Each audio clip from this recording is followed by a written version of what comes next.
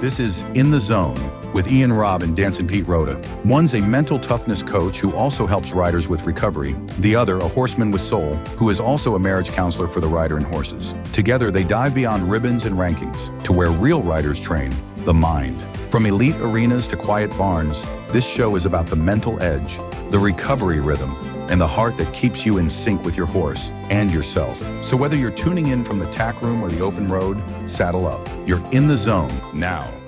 Hey Pete, I'm excited today because our guest is a two-time national champion, back-to-back NCEA Coach of the Year, and a powerhouse in the collegiate equestrian world, Pete. But beyond the titles, she's a culture builder, a mindset master, and someone who brings out the best in her riders, not just in the arena, but in life. Yeah, Pete, she built a dynasty in SMU, and now she's back in the Gamecock country with a vision and fire and two dogs named Queso and Olive riding shotgun. From mental toughness to a team chemistry, from pressure moments to a powerful mentorship, this conversation is everything you expect from a coach who knows what's it take to win. Pete, do you know who this is? No, I don't. You know, I'm going to tell you right now, saddle up, because this is Coach Carol Gwin in the zone with us. Hi, Coach Carol. Hey, how are you guys? Doing great, doing great. Before we get started, not everybody in the equine world knows about you in South Carolina. So why don't you tell us a little bit of your background, how you got to become a coach? I grew up in Virginia, horse country, and rode in college and was recruited coming out of college to work at a small liberal arts school called Sweetbriar College. And then from there, I worked through coaching IHSA teams and eventually ran my own business, coaching individuals privately. We had kids riding ponies all the way to kids doing jumpers and hunters and all over the thing. And then I got a little tired of baling a lot of hay. And so I moved into exclusively college coaching and started here at Columbia, South Carolina as an assistant coach working under Boo Major and with Ruth Sorrell, who is now at Texas A&M. And then I moved on to becoming the head coach of the SMU Mustangs. And we built that program for 10 years. It was a really great challenge and we had a lot of obstacles, but we got it done and won 2 national championships. And now I got a call from Ray Tanner, the past athletic director, to come back to the University of South Carolina. And I was excited to come back and be a Gamecock again. So I'm in my second year here as a head coach at South Carolina. Wow. So how does it feel to be back in South Carolina on your beginning soil, as you could say? There's a lot of deja vu, I would say. You know, some of the files still have my handwriting on them. And but my husband Sean and I have always loved South Carolina, loved the university, think really great things about the sports, the athletics department, and everything the university has to offer. So I'm super thrilled to be here. So when you started there in South Carolina, how did that shape your coaching, your growth? Tell us a little bit back then when you were an assistant coach.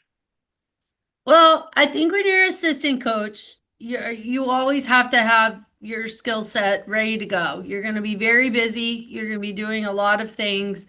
And I learned both the things that I think I've implemented at the programs I've coached, and I've learned the things that as an assistant coach, I would never make my assistant coaches do. So a little bit of both.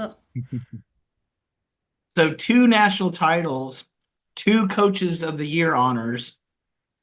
What does it actually take to lead a team back to back greatness and stay hungry for more? I tell you, the first year that we won at SMU, you know, it was kind of just a stunner. You know, everybody was like, we thought we had a pretty good team. And as I recall, I believe we went undefeated the whole season and then won nationals. And, you know, so that one was really amazing. But the second year, once everybody kind of knows you're pretty good, they're all out for you. They're building harder courses and having you do more difficult patterns when you come to visit, and they're all out for you. And so it was, I will admit, very hard to kind of keep everybody's heads down, keep working, keep the horses going well, you know, kind of maybe reduce the expectations a little bit so that everybody could stay grounded. So that brings a good question, Coach Carol, because you say every point matters. As I remember hearing you say, how do you keep the whole squad mentally bought into the competition, whether they're the first one in the ring or they're just watching from the sidelines? How do you keep them all as one? I think everybody has a role on a team, and it takes people sometimes a little time to find the role on the team. But, somebody could be the biggest contributor to the team, and maybe they're the person that says the team prayer at the start of the day or gives the team speech. We recently this year had a really incredible team speech from one of our girls here at South Carolina before we played Auburn at SEC championships. And yeah, it was the most motivating speech I've heard in a long time. And so, yes, you need people to go in the ring and compete and win for you, but you also need those people that are offering the support system of warming up horses, they're behind the sidelines getting things done for you. So at a meet, when is it that you get your team in the zone? Is it at the beginning, during the meet, or do you have to pull them together and say, hey guys, we got to pull this off at the end? What is your routine? Like how do you get in the zone there, Coach Carol? Oh, I have 4 songs I listen to in my car as I drive to the barn. And funny story, last year, I was so into my songs, I drove right past the exit for the barn and had to go 5 miles up I-77 and turn back around to get to the morning. So, but that's how I get in the zone. I definitely am a music person and love that. I think one of the biggest things that this generation of riders and athletes wants is they want list, structure, organization. They want to know what the plan is. They want to contribute to the plan, but in the end, there needs to be a plan. You never need to appear scattered. And I think that having the day start off the same every single meet is very important Yeah, to get everybody in the zone. I always tell my students sequence matters. So if Yes. you get off that sequence, you better somehow find your way back.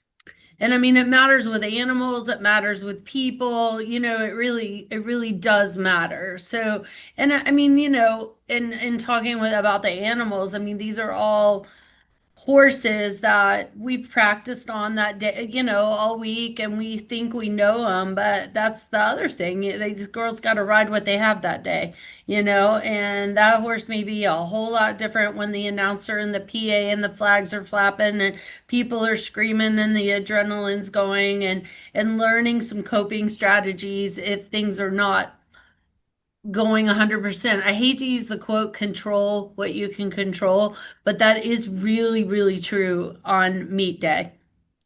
So you opened the can. So I'm going to say what 4 songs are there. That's exactly where I wanted to go too. We got to know those 4 songs. Yeah, we got to know the 4 songs. If you can tell us. Don't make us hang on. Let me think on that for just a minute. Oh, I thought these were set songs. Yes, I have to pull up my playlist. Y'all keep asking questions. What's that? What's the playlist name though? That's what I want to know. Pre-game? It's called team playlist. I have songs that also we have like over the years with teams, you end up with a song, you'll be on the bus and everybody knows the words, and then all of a sudden it turns into a song that is your song for the year. And every year is different when you coach. You could have like you could come out and think you have you're just going to do everything the same every year. And you know, it isn't the same. You have different people that are contributing.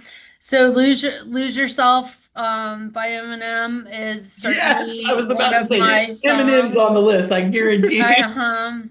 Turn Down for What is another song. Walk This Way and Oh, Hall of Fame by The Script. That's oh probably wow. one of There you my go. favorites. You So know, those are I kind of almost my said, is four it Eminem? songs. I love that we're song. gonna have to share her list of Yeah. songs right there Yeah, for anyone yeah, that I can wants give to them to come. you. There I we got a go. few more if we're driving further, but No, yeah, When you have to go past the exit and turn around. when yeah, I played tennis, I would just sing, between points sometimes just to keep myself focused and calm or whatever, instead of yeah. too hard or doing whatever. But I got an interesting thought right here, question for you. So when you came back to South Carolina after building the dynasty at SMU, what did that Gamecock in you say the moment you stepped back on the footing? What did it say to you?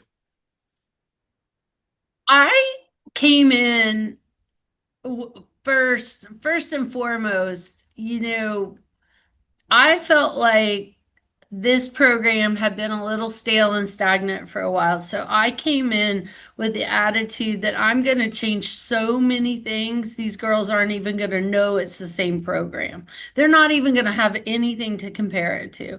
Well, for example, we went from practice in the afternoon to practice in the morning. It's hot in the afternoon. The horses don't like to be out in the bugs and the flies. The girls don't like to be out in the bugs and the flies. So why aren't we riding in the morning? Why are we doing team workouts this way? Let's do them that way. Well, why do we need to have a team meeting every single week? Maybe we just have a team meeting every other week. They don't need to be 3 hours long. Maybe sometimes we have them on Zoom. I mean, I just changed so many things just because I wanted to see what would stick. What's going to stick, what is going to work. And I mean, it was really last year was supposed to be a building year. I mean, I was just kind of, walked in. I didn't know hardly any of the girls. They didn't know me. I had three brand new coaches in here that I brought in, and you know, it was really supposed to be a building year, and somehow, we built so well. We won SEC championship first time in 10 years to the day.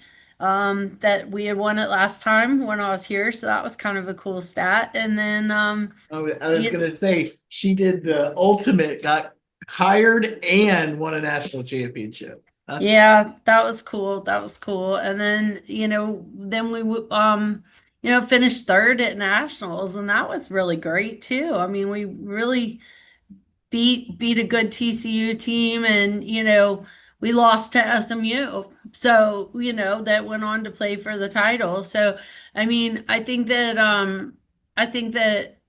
for me stepping back here, it's very cool to be able to make it be my program now, my team. so. How did you feel going against your old team that you just came from? Well, we're playing them first out of the gate this year, actually. We're No. playing them twice. I mean, Brad Kearns, who's now the head coach there and was my associate head coach when I hired him at SMU, and I are very good friends. And, I have nothing but respect for that program and what he's been able to continue. And however, I still want to beat him, and he wants to beat me, so it's all good. Of course. That's the athletes in us. That's the competitors in us. So, what kind of coach? Let's get into what kind of coach you are when it comes to a mental problem with with one of your riders. They mess up. What kind of coach are you? Are you going over there and helping them, or are you going, "Hey, buck up, let's go"? When they mess up, they know they messed up. So I don't think you gain anything by going over and pointing out how they messed up. I think a lot of times they need 5 minutes to themselves, but I do expect them to come back, not be a disruption to the team because they didn't have a good day, and to talk about it and talk about strategies of how we're not going to have that happen again, and we're going to create solutions if we have a problem.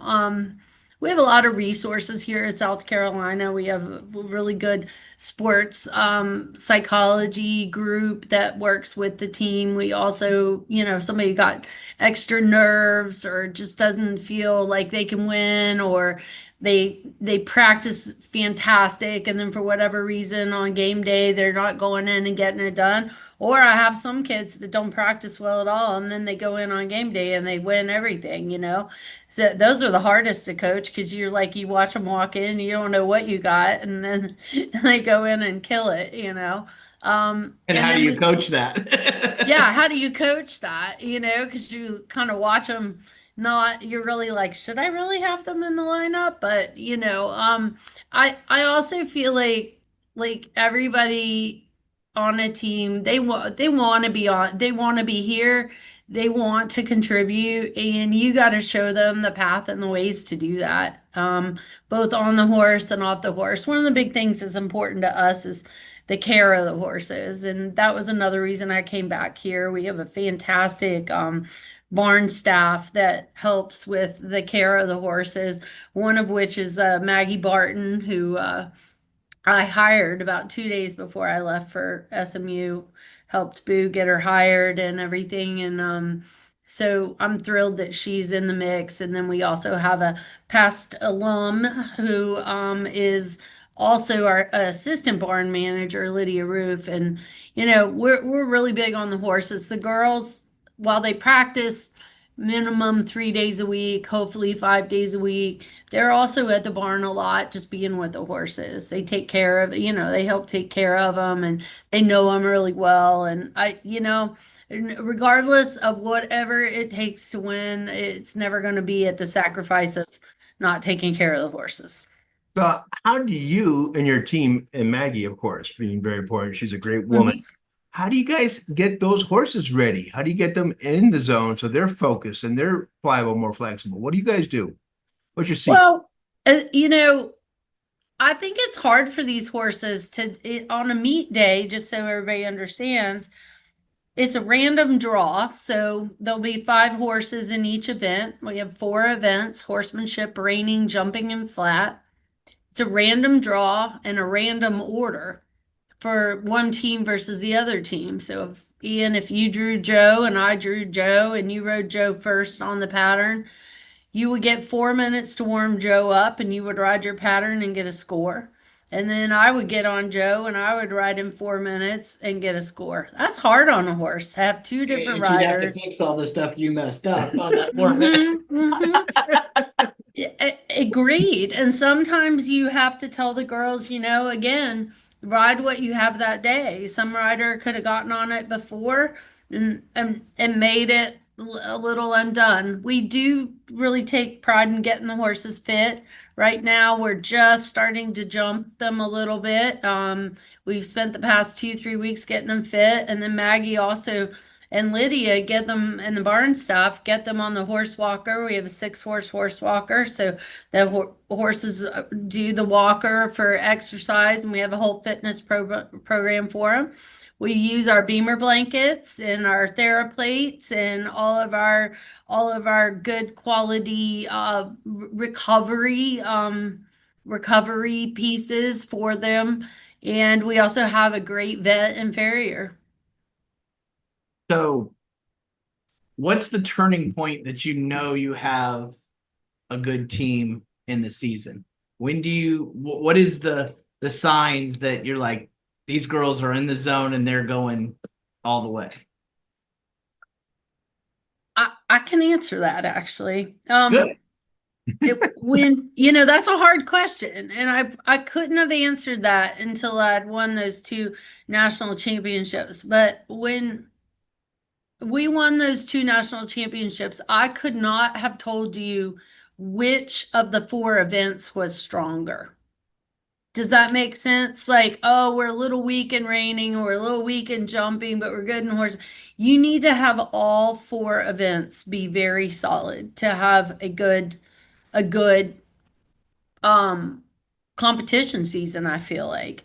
And and that's the biggest thing is we want our jumping seat riders and our Western riders to work together for that to happen. That would to me tell me I have a pretty good team. This year was a real interesting year because I think in the fall we went like 3-2 or 2-3. We didn't have a great fall. We play a really hard schedule. We're in the SEC, so none of those teams are going to be easy to compete against. But then we went on the road in the spring and got a couple road wins, and that gave them a little more confidence. And then we got a really good home win against A&M, and they hadn't done that in a really long time. And then they just kind of started to buy in and be like, "Wow, all this work we've been doing all fall that the coaches are telling us we're building up for, it's working." And when everybody believes a little bit, it helps a lot. I don't yell. I'm not a yeller. Um, you Yay! know, I'm not, I really, I don't think people respond well to being yelled at. I just, who wants to ever get yelled at? And I, I always say I yelled at myself hard enough. I don't need your help. Thank you.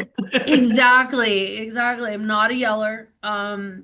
I think the girls will know if I'm disappointed, but we do things at the end of the meet that I think are important, whether we won or lost. We talk about how the meet went that day and what went well and what didn't go well and what we could adjust and change in our schedule or our pre-game meet day. And then we also spend some time doing some snaps. I can't snap at all. They do the snaps, but that we snap out all various teammates who did something pretty exceptional that day and talk about, why they did something that really affected them. We also have a teammate of the month that's nominated by the students, the athletes themselves. They nominate and it is chosen by them. I try to put traditions in programs. I mean, when I got to SMU, there were no traditions. I mean, there was nothing. We had nothing. So I kept trying to come up with something, and we came up with, what's up, pony and up if they won a point. And now in South Carolina, we didn't really have anything. So we pulled out one of those big chomp chains with the big block C on it. And so now if they win a point, they get to wear the chain. And, we say, "What's up?" And everybody says, "Spurs up," And I mean, those kind of little things like that and getting those traditions. And then the fans know what the traditions are. I mean, that's how you build a team and that's how you build a following, I So think. that would be the audience, just like football says the 12th man on the field. So you guys are Yep. creating the sixth rider. Would that be Yeah. it? Exactly. And I mean, you always have a team slogan and all those kind of things, but I think traditions are really important, We used to see and that quite a bit in football when someone makes a great play, especially in colleges. Now you see them wear those chains or whatever going on, or in baseball. I mean, I'm a Red Sox fan because I'm from Boston, so I'm they put sorry. one of those, big green monster, hats on or whatever, and they got to do stuff. Or someone wears a cowboy hat or a Viking hat or whatever it might be, and that just brings the team to more and more together. They celebrate that win. exactly. I mean, we have a the speech I was telling you about from one of our girls on the team. I won't mention her. She'd probably be embarrassed, but she's pretty quiet normally, but she stood up and gave quite a speech. And we had kept talking about, as we were building that last year, that we had tools in the toolbox and you had tools to help you find a way to win, and you just need to pull them out at the right time. And so we now have a toolbox that we carry around and have the upperclassmen put in things that affected their year or their day, and then we can pull them out over the years, I'm hoping, and look back at it and see. Well, So we have a lot in common because I've done the same thing in programs I've at, that I actually created two things where it was a tail award on the person that did the extra above and beyond. I won't tell yep. you exact what it was about, but it was, you got a tail because you went above and beyond and it was voted on by the peers. And then Mm-hmm. another one, we would steal a gong from different groups I And love it would it. go, and every week who had the gong, and that would be, they brought it out, and we had to create rules because people were tackling people, and so. But We yeah, tried laser tag one time. That didn't go so well. so getting back to what we were talking about, what separates a good rider from a collegiate rider? Well, I mean, are you, can you rephrase the question? I feel like my collegiate riders are good riders. So So what would tell you that a good rider could go for a collegiate athlete? uh, there you go. So like, as you know, the sport of equestrian to get to the high levels requires a pretty good amount of money. You know, you got to have the right horse and do all that. So for me, I'm looking for someone who's maybe been a working student for a trainer. Maybe they're a parent's kid. I'm a huge underdog fan as a coach and in recruiting. I'm a huge underdog fan, and I I always, you know, we probably see 3,000 videos sent in from kids, and I really do always watch them. You know, I might watch them for 10 seconds, but I'm gonna watch them because I've picked up some kids, you know, that most people would have not recruited, and they've turned out to be really exceptional. I think someone with feel is really important, and feels hard to define, but feel is comes from having elasticity through their arm and their elbow to the horse's mouth, and you know, good basics are very important. And someone in college, I mean, we are riding donated horses, and they are donated for a reason, and they're lovely animals, and we're grateful for the donations, but they're going to have their little quirks. And so somebody who's ridden a lot of different types of horses is going to be typically a good collegiate rider than somebody who's ridden one or two horses and been well mounted. While they may have won more and have been more successful, I'm going to look for the person that's getting in the ribbons consistently, but maybe they're not always the winner. Yeah, because if you have one horse that you've only ridden through the ranks, you might have major trouble getting on a horse that isn't as schooled or as well. Yeah, and I always tell my team to, you know, after the first month or so, identify the type of horse, you know, that you do not ride well, and ride it a lot. You know, and maybe it's not even a specific horse, but a horse with a low head versus a horse with a high head, horse that has a lot of reserve energy, or a horse that's lazy, you know, like figure out what your type is that you do not ride well, and figure out how to ride it well. And to me, that separates a horseman from a rider. A horseman Yes. can jump on any horse and within a few minutes get it doing better than what it normally does. Where Correct. a rider goes, this horse doesn't know this. Well, teach it or Right. do something to get it to do it. And we have to be real careful with what we do, because they've all come out of pretty high level riding programs that in the 4 minutes of warm up, you maybe have about 1 to 2 minutes to train on them. And then you better just ride what you have. If you continue to be a trainer throughout those 4 minutes, you may not learn much about the horse, and you may not get much training accomplished. 4 minutes is a tough amount of time, you know. So So how do you teach your kids that? Because a lot of those kids are so used to their own horses, and they're like one. So how do you teach that athlete how to get into that flow, and especially those pressure moments, those peaks when you're in competition like that? Because I've been to a couple of your meets, and they get pretty, intense. yeah, I mean, there's people screaming and yelling, and you don't usually see that. I mean, you see it some in the Western world, but you don't usually see that in the jumping seat world. It's all golf claps in the jumping seat Yes. world. So it's a little bit weird for these girls the first time to have people screaming as they're jumping the jumps and yelling and cheering and all that. The We do a lot of the Happy Gilmore of jumping. exactly. We do a lot of swapping horses. we might ride one for 20 minutes and everybody trade, and ride one for 20 minutes and everybody trade. We also talk about not trying to ride the horse past the level it's capable. I mean, there's going to be the fancy one, always the fanciest horse, and there's going to be the less fancy horse. And the less fancy horse, don't try to make it score 100 when it can only score a 75. So I love that you said that. We just had Al Dunning on our show, and he said the exact same thing, that his biggest mistake was he tried to ride a horse beyond what it was and scored worse than when if he rides a horse at what he knows they can do, he usually scores way higher. Exactly. We also run some stats on them.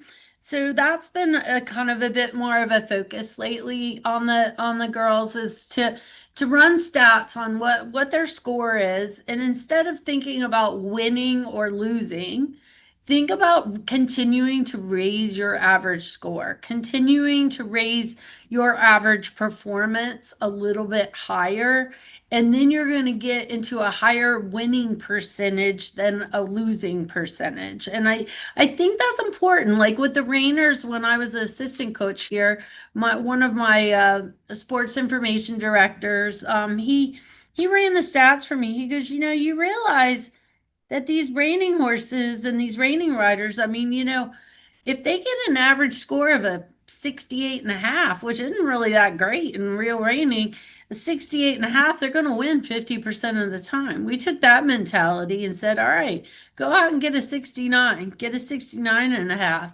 And that's a lot easier for people to grasp than, go win. Go win sounds so unobtainable, and go raise your average is a little more obtainable. That's great. All right, I got one good one for us, since we're talking about the horses and everything. If you could borrow any horse from any team, any era, for one ride in a national championship, who are you picking and why? Well, who would I pick? One horse, one error, any team. Let's see. That's a good one. I'm just gonna think about the horses we had at I'm gonna give you one of my favorites that we had at Ashley SMU. His name was Dylan. His registered name was Friday Night, and he was a jumping horse. And he was incredible. He was such a great horse, and you did nothing. The whole key to him was to do nothing. And that was the hardest thing for everyone, but if you knew how to ride around and do nothing, you were great on Dylan. I used to do that on a barrel horse. I would condition him, and they kept on saying, you need to go run him. Because when we played with the barrels, I didn't know how to run barrels. So I just sat there, and he knew it so well that he was running faster patterns than with his owner, with me, because I stayed out of his way because he knew the job better than I did. So Yep, that was Dylan. And I'd say one of my other, favorites, I don't know if he's everybody's favorite in the ring, was a reining horse. His name is Mo, and we called him Mo Money. And he was the first real reining horse we got donated to the program in Dallas, and he's still going, he's still doing, and he probably has about 45 people waiting to give him a retirement home when he's ready to retire. But he was a really good reiner, nice reiner. If we interviewed your athletes, what would they say your signature move is? What's your quirk? What's your they know they're doing well. What do you say? What is your quirks? Your one phrase that you might say, or pep talk, or what do you do? Again, going back to control what you can control, and go try to win. I mean, like, don't just do it. Like, go try to win. I would rather see someone go out and try to win and fail than ride average every day. Like, so I think I'm that kind of coach. Like, and I'm not going to pull somebody out of the starting lineup because they failed once. That I'm not, especially if I feel like the reason they failed is because they were trying to win. So I think they would tell you that. I think they tell you I'm very friendly. I'm probably too nice and easy to them. And my biggest thing is this is a side note is nutrition for the student athlete. So I am the snack queen. So I personally shop every week for all of our locker room snacks. I've done that for both my big teams always, and they always tease me about, the snack queen is doing really well this week. So, So now that we would need be it. we need another list posted. There we go. Uh-huh. What is your top 3 snacks? Top 3 snacks. So we buy these little bags of the dill pickles. They're like little snap dill pickle bags. The girls like those a lot. Help with muscle cramps. They a little bit of, little sweet, little tart. They like those a lot. We burn through the chomps, turkey and beef sticks a lot. They really like those. And then the newest hit lately are grapes. We've been making little bags of grapes. I just wash them up and put them in little Ziplocs for them. And the grapes have been a big hit.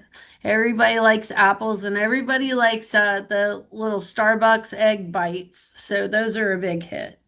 Yeah, I thought guys need to I thought it come. was gonna be bad snacks. Like when you say snacks, I'm thinking Skittles. Now, I will say the Nutella and the breadsticks goes pretty quick in the locker room. The veggie straws and we got a few bad for you snacks in there too, but we try to keep them fueled. I think if you got 45 college students and you don't feed them, man, they are really grumpy. So Well, we make sure I really like that everything you talk about has a purpose. Like it your does. snacks, you're talking about recovery, Yeah.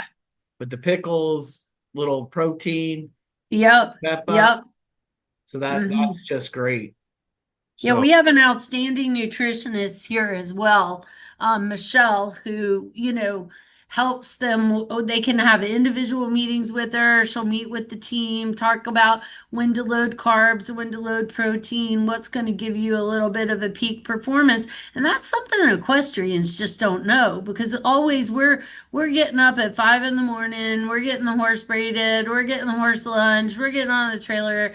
It gets to be 10 o'clock in the morning. We haven't eaten anything. And then you throw down a Jimmy John sandwich and then that's your meal for the day. So I think that, that teaching them a little bit about, when we're traveling on the road and everything like that, teaching them about how to eat and maintain their fuel is important. that's the hardest thing to do when I used to travel is the stuff I would eat on the road.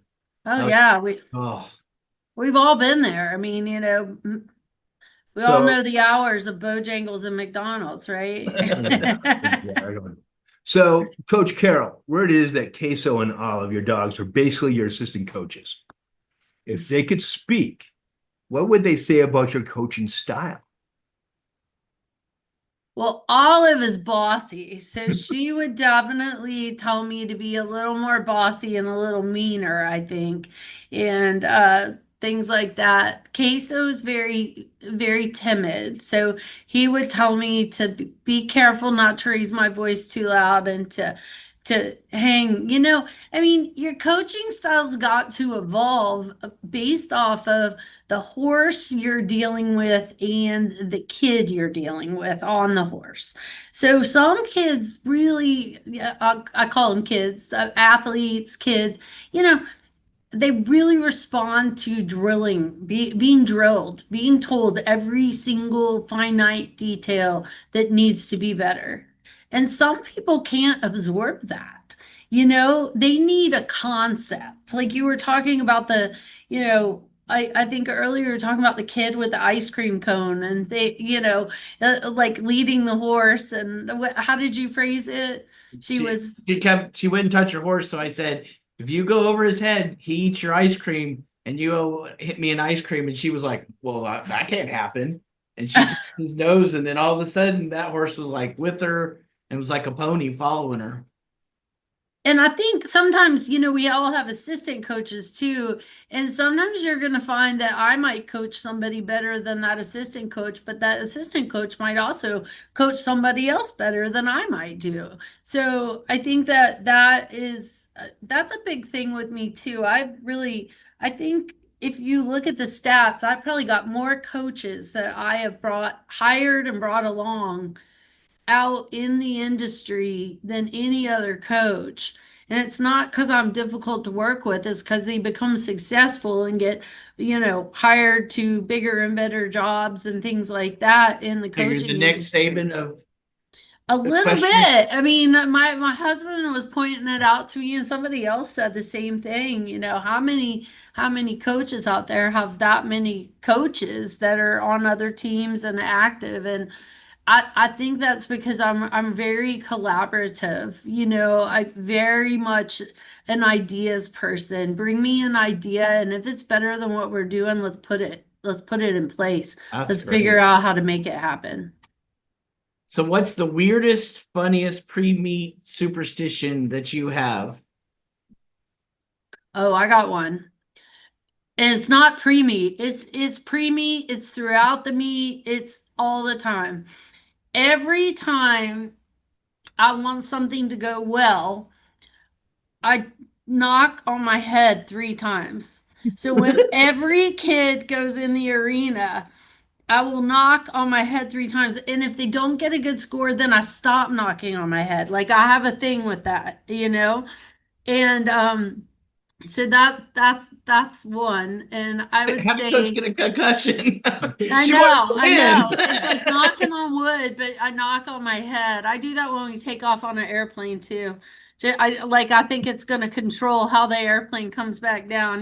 But that's probably my weirdest thing. I do usually have a certain jewelry that I'll start off the season with, like a certain pair of earrings and a certain necklace. And if we lose, I don't wear that anymore for the rest of the season and have to change it up a little bit. So, and I have a shirt that I've never lost in, but unfortunately is royal blue, so I can't wear it here in Gamecock country. But You I can wear it do have under. You can wear it under another shirt. underneath, right? Exactly. That's too So. funny. So you've been around for a while in this collegiate equestrian sport for the past decade. You've seen biggest shifts and all that stuff. What do you see that it keeps it evolving? How do you involve with this sport? What have you seen change for the last decade or so? The interest in it, I mean, like, I think at first it was kind of like, is this going to make it or is it not? And our athletics department's going to support it. But, like, gosh, these teams, I mean, our team last year got a 3.779 team GPA over the year out of 45 student athletes.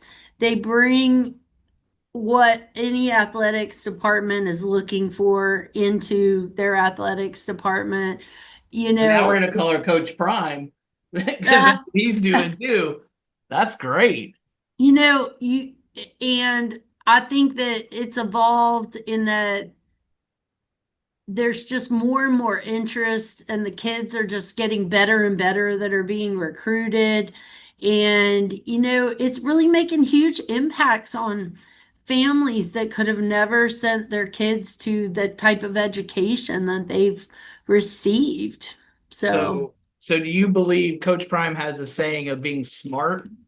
And he says, if you're not doing well in the classroom, you're not going to be doing well on the field. Do you believe the same? for the majority of the time, because I think I mean, they might hit a hard class here or there that they just don't get, kind of like they hit a hard concept when you're coaching them, they just don't get. But, that to me shows that you've got your ducks in a row. You're getting to class, you're on a schedule, you're on a routine, and that's what's going to make you be a successful student athlete. And that's only going to just transfer over to your performance, both in practice and competition. So, Coach Carol, we're on Equus Radio Network, and we got some young kids listening to this, some moms, some parents are listening to this. Tell us why they should join you as a Gamecock. Well, because I'm going to give your daughter the best experience I could possibly give her in college. And it's going to start with going to college and then the team and then everything else. I really recognize that the 4 years that you're going to school is where you really grow up and mature and figure out who you are. That Well, would be what I would tell them. I hope to do this again with you. This was a lot of fun, and I've Yeah. got 100 more questions, but we also don't want to keep you for too much longer. Just a last question, because I think this one's a meaningful one for you. Okay. So when it's all said and done, Coach Carol, what do you want your legacy at South Carolina to be? I want to be the first NCEA Division I equestrian coach to win a national championship at 2 different universities. That's never been done. There you go. I like that. I like that, Pete. Okay. Coach, this has been unreal. You've been a star, Stellar, and Thank you. fun getting to know you over the years, I have to say, because when we first met, you didn't really want to talk to me, but now you talk to me and we're all good. So it's kind of funny because you had your game face on. I don't know if you've seen that game face during the World Championships, but you were extremely focused. But when we got a chance to get to know each other over time and all that good stuff, you're one of the few people I smile at and want to give a hug and say, hey, it's great to see you. So Well, I appreciate that. And, I do. I'm pretty focused when we're competing. I will say that. So, but it's been a really fun, this is my 16th year doing this. And it's been a really, it's a fun ride. I tell you, I mean, I wouldn't want to do anything else. Well, Coach Carol, it was great to meet you, and thanks for being in the zone. Thank you for having me in the zone, and look forward to talking to you guys again. That's a wrap on another powerful episode of In the Zone with Ian Robb and Dancin Pete Rodda. Whether you ride, compete, or simply love your animals like family, today's episode was a reminder that true teamwork starts with connection and that health is the ultimate performance edge. Don't forget to subscribe, share, and leave us a review. And catch us next time as we dive deeper into the mind, body, and bold journeys of top performers. Until then, stay focused, stay inspired, and keep riding in the zone.